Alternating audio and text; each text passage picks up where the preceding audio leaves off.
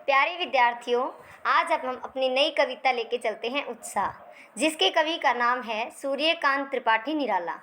ठीक है, उत्साह कविता से ही पता चल रहा है कि हमारे अंदर एक नया जोश और नई उमंग पैदा हो। चलो तो आगे पढ़ते हैं। इस कविता में बताया है कि बादल गरजो, घेर घेर घोर गगन धरा ओधर। ठीक है, घेर घेर घोर गगन धरा धर ओ, ललित ललित काले घुंघराले, बाल कल्पना से के पाले।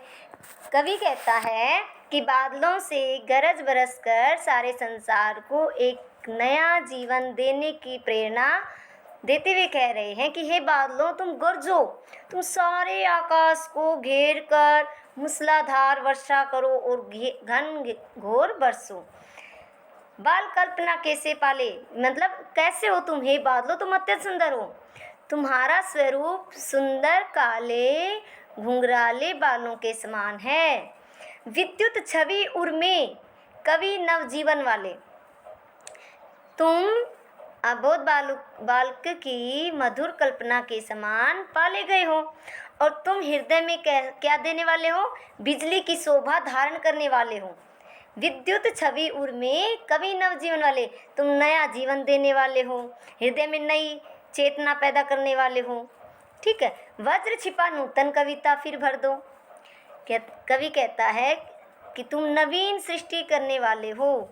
हे बादलों, तुम जल रूपी नया जीवन देने वाले हो और तुम्हारी भीतरी जो वज्रताप है, वज्रपात करने की अपार शक्ति जो छुपी हुई है, तुम इस संसार को नवीन प्रेरणा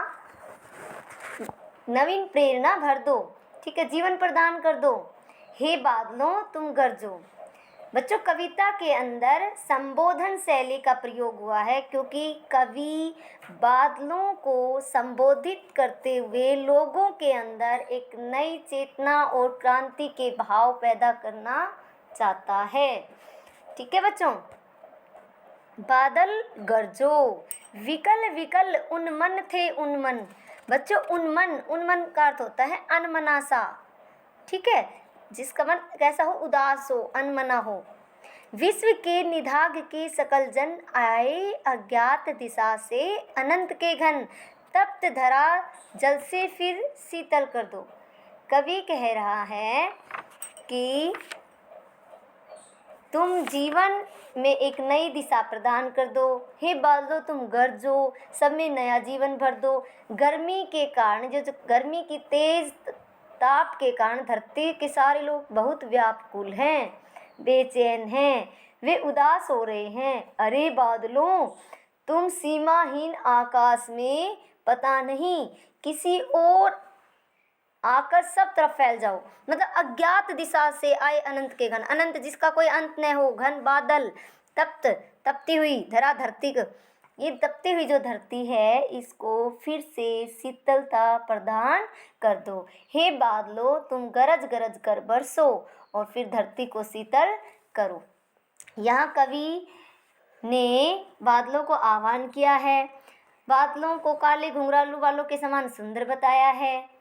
ठीक है बच्चों, इसके अंदर खड़ी बोली का प्रयोग हुआ है और यहाँ पर चाक्षुष भीम का प्रयोग हुआ है। छायावाद कवि है।